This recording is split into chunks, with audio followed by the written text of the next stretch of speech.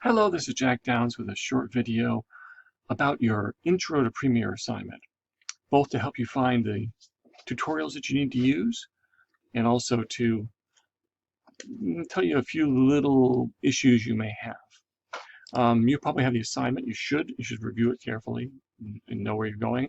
One thing it explains first is to download 2 video files from Brightspace. And I have done that. I've made folders for these things already. I made a folder called Premiere Intro in my name to keep organized. And I made, is it overkill? Well, I do it. You can decide whether you do it or not. I made 3 subfolders: originals, working, and grading. And the originals, I put my 2 original pieces of downloaded from Brightspace video for this assignment.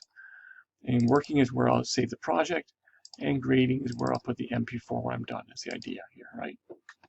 Good. So I'm opened up the program. I want to tell you, when you open it up, it may look similar to this. It might look a little different, maybe more like that. I don't know.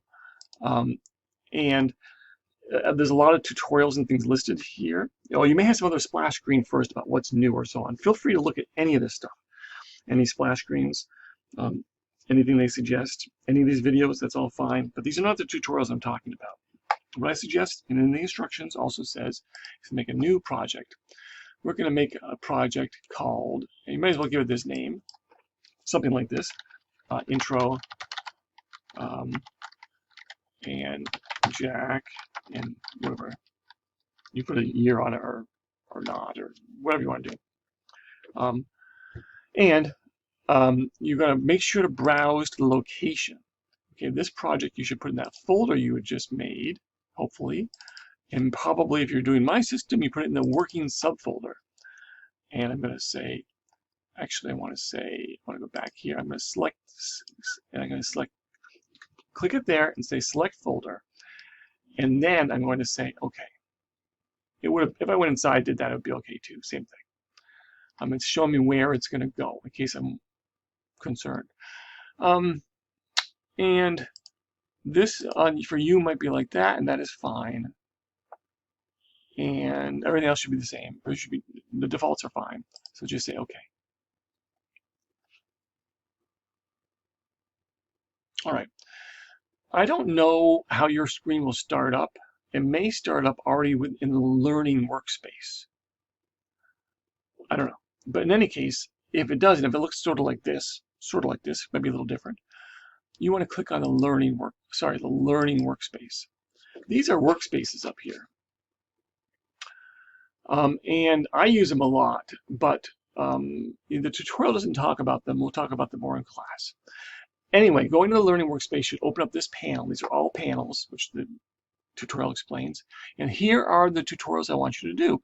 You see they're not very long. I suggest it takes 2 minutes, 15 minutes, and 16 minutes or something. This is where you're going to get the basic instruction you need and the answers to the questions too. So do those tutorials, plus any other tutorials that you wish to do, but these are the ones I'm talking about. Okay, so you get through those. I would then go to editing, which is makes your screen look very similar to the tutorials, editing tutorial. And you're going to go get those pieces of video that you found earlier. And I could do that like in the tutorial by double-clicking on here, or I can drag and drop from my originals folder, my 2 pieces of video, and drag and drop them there. Same thing. I import the video one way or the other. Get it in here. I'm going to have to make a sequence. This is in your discussion, right? Usually you use what's the first piece of video. Actually, in this case, in your instruction, it's dancers. I'm going to drag and drop dancers on the timeline, which is what creates the sequence.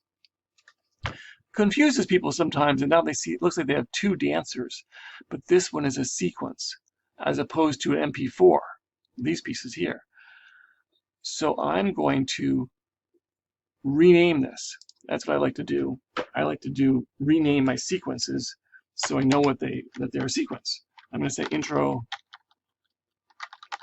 sequence. I hit enter. It wants to go to the next one to rename, which you could rename the others also if you wish. I renamed it by clicking on it and just double clicking in the text area there. That will help me not get confused. Okay. So I have a piece of video here on the timeline. I probably should have first watched it in my panel up here, my source. I can double click on it here. I can move make sure I'm starting at the beginning. I can play through it here. You should play through it to find. I want to find 5 seconds that I want to keep here. You're going to 5 seconds of this clip, 5 seconds of the parade clip, and 5 seconds of, again, a different 5 seconds of the intro clip. Giving you the idea that you can pull a clip out on the timeline more than once and take different parts of it. Nothing we do here is going to damage the originals. So having looked through it, somewhere or other I find I want to get this time right here, the 5 seconds here. I can find 5 seconds, of course, by moving my tape head here to, and I'm looking at the time. I can set it to 5. I can zoom in with the plus, which is actually the equal sign, and I can actually probably see 5 seconds then, and actually put my cursor right there, and I can draw it out so I get to 5 seconds. And then I'm going to drag out parade. I'm going to drag and drop parade on here. Just want to warn you about something. This occasionally happens. If you drag and drop parade here and you only see audio and no video, well, remove it. How do you remove a clip? Just hit delete. It hasn't deleted it from here. It's just deleted from the timeline. If it's like this, and you drag and drop parade on here, see what's happening to me? I'm only getting the audio and not the video. I've seen that happen occasionally. And again, I would select the audio and hit delete button, and then I would click on the video here, and then drag this and drag it again out. Oops, sorry. There. Okay. So I warn you about that. If you drag out a piece of video, but only the audio portion of it appears, look and see whether the video has become deselected here. I've seen that happen a number of times. Okay, I could zoom out again to now see more of space here. I take 5 seconds from this. Which 5 seconds? Well, you should view it to find out. And then, of course, I'm not going to do this. You would just go and drag your dancers out again. And you would find a different 5 seconds there. So you have 5 seconds, 5 seconds, 5 seconds. So you're going to end up being at about or almost exactly 15 seconds. If it's not exactly, don't worry about it. By the way, these numbers here, from the playhead, are the frames. So 15 seconds and 12 frames would be plenty good enough. Okay. All right. So I'm going to imagine I completed all that. You've got to complete it. Now you're going to do your export, right? You could go File, Export, Media, or just do Control M, same thing. And yes, you can use the settings that we chose. We were taught from the tutorial, which is going to be, yeah, right there and right there. Here's the 2 key things. Right here where it says source range, please select do entire sequence. If you don't, it could mean you're only getting part of the video. Okay, so that's important. That wasn't in your tutorial. Also, the output name, it's really important that you click on this and put it where you want it to go.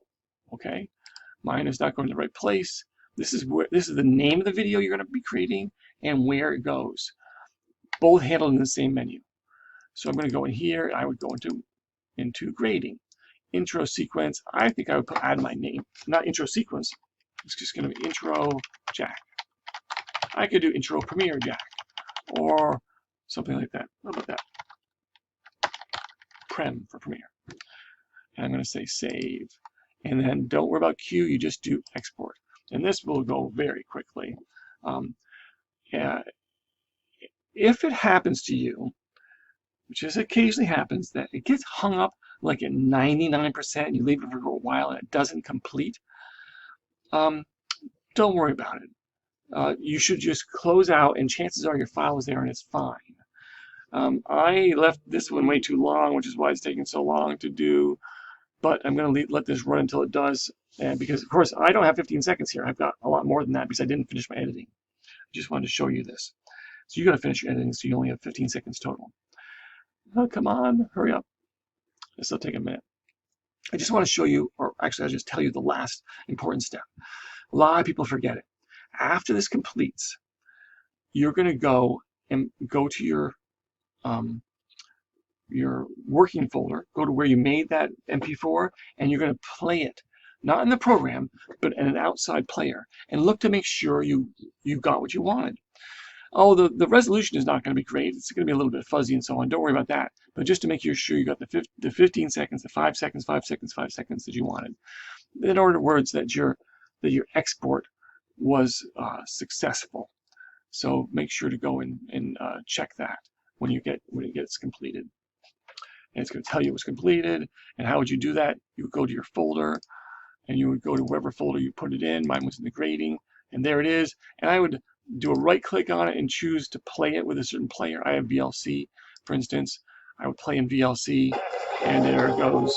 My first 5 seconds, then it's going to move to the second there.